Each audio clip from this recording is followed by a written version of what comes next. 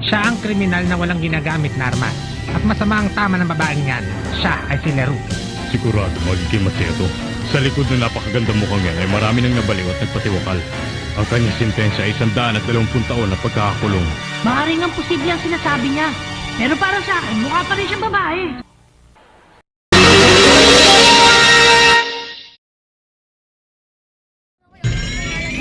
Sige na, kahit ano, princess, Noble. noble. Ilang taon ka na? 15. Hindi totoo yan. Shoutout mo, mga kaibigan mo, teacher mo, school mo. Yun, mga klase mo, no? Opo. Tapos, school. Sa Rafael po, LS Memorial High School. Okay, yung kuya mo, pakilala mo. Si Jonathan Noble po. So, coach, kung si kuya ni Princess, kung may, time ka, pwede ka magturo sa kanya. Ano pala yung kuya niya? Trainer. Professional trainer ng mga mixed martial arts. Pero wrestling talaga yung ginagawa mo, no? Okay. Bay, bakit ka nag-guard, Bay? Ayaw, guard, Bay! Uy!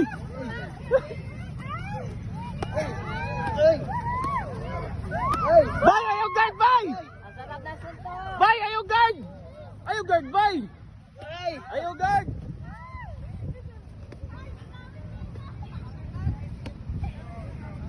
Pwede patamaan mo rin siya? Sige. Ingat ka, princess. Princess, ingat ka. Oh, konti lang. Bay, tukod-tukura ra, bay. Tukod-tukura.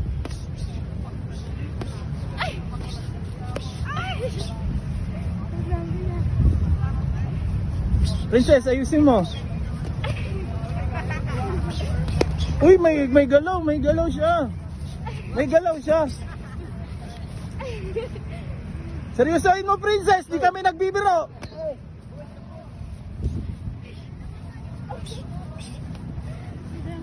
Ayos. Princess, come on. Lakasan mo. Grabe. Walang susuko, ha. Fighter ka, princess. Bay, ayaw gatras, bay. Nonsa ka.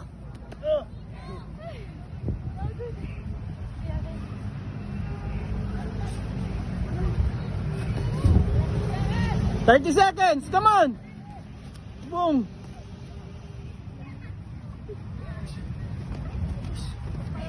Okay. Palakpakan kay Princess pa.